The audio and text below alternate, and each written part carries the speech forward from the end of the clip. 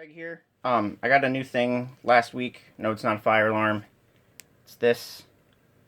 As you can see, it says Predator on it, and it's got the Acer logo up top. Here's the front. Again, Predator, Acer. These lights over here. The middle one tells you your battery status.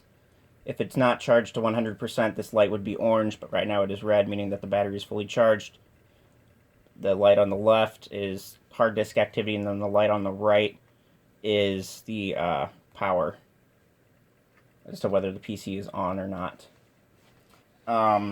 Here's the side. I have my little gaming mouse receiver plugged in here. There's a Thunderbolt port, or also known as USB 3.1. Two USB 3 ports, HDMI display port, RJ45, and Kensington lock. Here's the back. Yes, these little ports here are quote-unquote exhaust ports, if you will, for the fan. And twist her over here to the other side.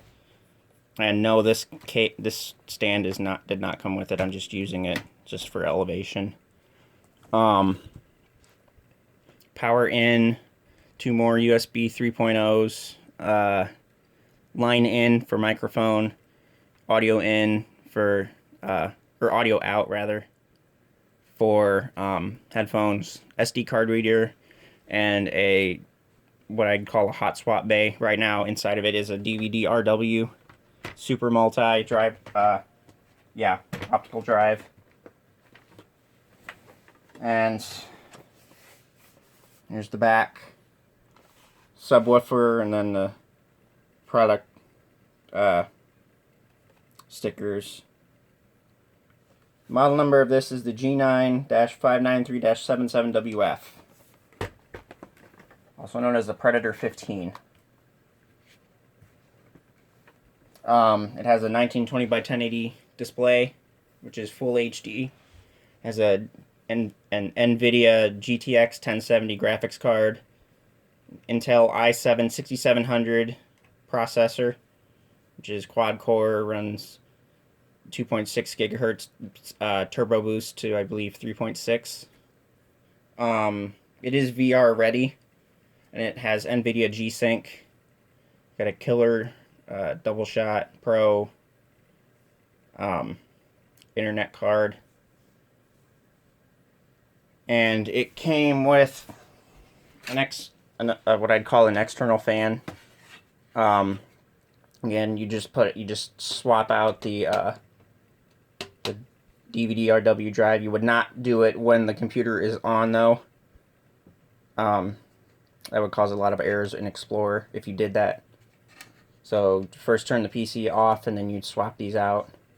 I have yet to use this fan. I don't really need it, but it came with it, so I'm just going to keep it. Anyway, let's go ahead and boot this thing up. And the power button is here in the middle.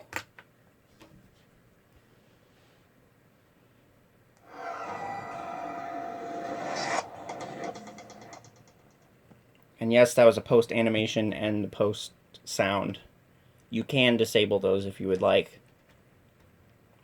And as you can see, this does have Windows 10 on it. Now, privacy, entering in my password.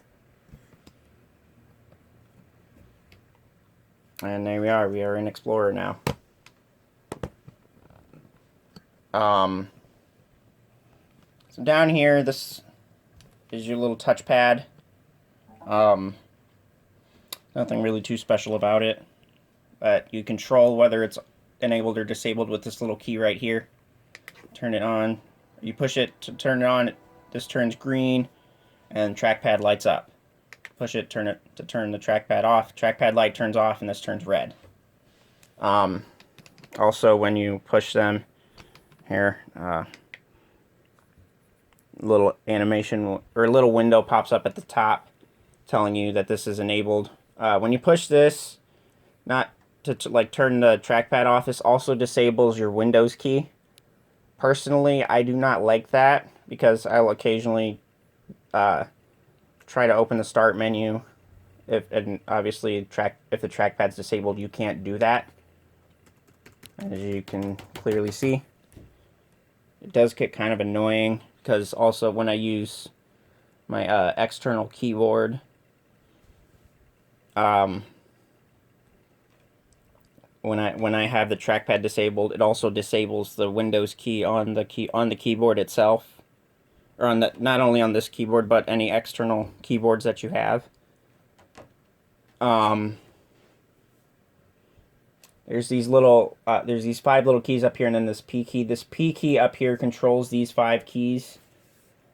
These 5 keys with the Predator Sense software can be set to control macros, so you can set macros to them. There are 3 different groups of macros that you can have. The first group I have the color for these set to red. Second group is light blue, and then the third group is green. And if you can see up here, it tells you what macros you have set. So the first one here controls sticky keys. If you don't know what sticky keys is, basically when you if you hit shift 5 times, well, it won't do it. It won't do it here because that's disabled. You can hear that. That means that the shift... Okay, there you go. Sticky keys lets you use the Shift, Control, Alt, or Windows logo key by pressing it once. And that's what that sound was that you heard. The little 2 little blips. Well, oops, I forgot this isn't touchscreen. I'll turn it on here. Excuse my arm if you can see it. That's what that little blip is. That means that that's on. And I just turned it off. So basically, yeah, I don't really need to worry about that. I'll go ahead and disable that as well up here. Second key I have set to control the fan speed. As you can hear right now, it's going like really, really fast. Maximum fan setting. So I usually use this when I'm playing like a high intensity game. Basically anything that's going to be intense on the graphics card or the processor. Go ahead and turn that back down.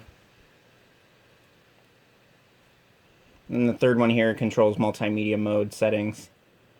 So like brightness and color contrast and audio quality and that stuff. I won't mess with that because I don't personally I don't need that. And the other 2 keys I do not have set. So let's go ahead and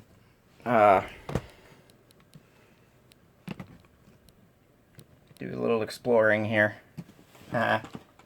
Yes and no, pun intended.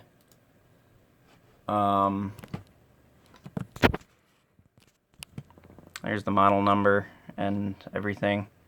i7 6700 HQ CPU, runs 2.6 gigahertz, 16 gigabytes of memory. Yes, this is Windows 10 64-bit home. The biggest difference in terms of the screen, besides the resolution, is that between this and my old laptop, is that this new one is not touchscreen.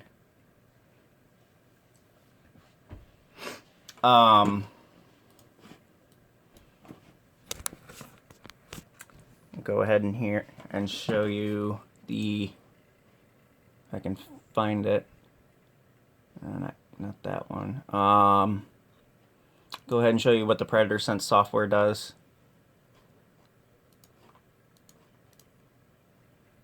Basically here you can control your CPU and GPU frequencies.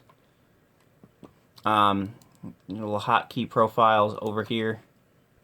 As you can see, this changes colors of them. You're at blue now. It goes to green. You can go to red, or the default, which is a rainbow. I'll actually turn the lights off so you can see it a little better and turn the brightness down. So as you can see, that's default rainbow, blue, green, and red.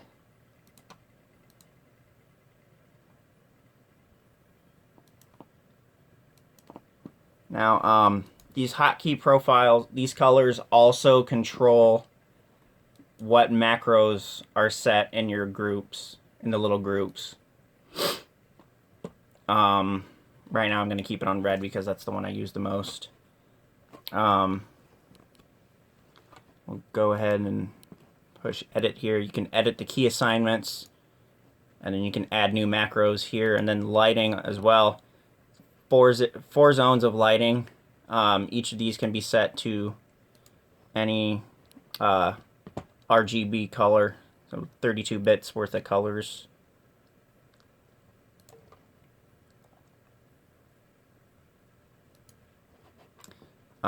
Here's your temperature, internal temperatures, and the fan speed as well. So yeah. And then with the killer networking card,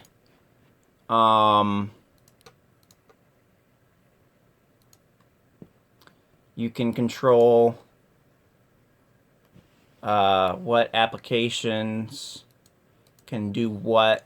You can control like how fast they use the internet, and you can sort them by like priority and whatnot. Performance here basically shows you like statistics of what all has been going on. Yeah,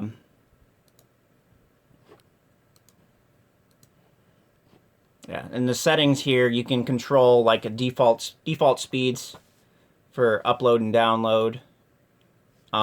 For that, if you want to do that, I highly recommend you go and use a like go to speedtest.net or something similar. Because I've noticed that the settings that the network manager can provide you with are not very accurate. And then obviously here you can see what all Wi-Fi networks are in range and what all you can connect to. So yeah, it's the Predator 15. Rate, comment, like, subscribe. Y'all know the drill, and I will see you guys later.